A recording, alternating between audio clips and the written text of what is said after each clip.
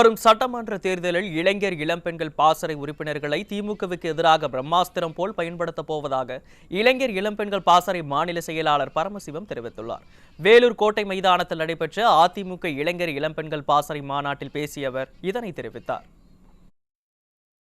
எங்கள் யதார்த்த தலைவர் புரட்சி தமிழர் மாண்புமிகு அண்ணன் எடப்பாடியார் அவர்களுக்கு பாசறையினுடைய சார்பாக மிகப்பெரிய நன்றிகளை இந்த நேரத்திலே நாங்கள் காணிக்கையாக்குகிறோம்.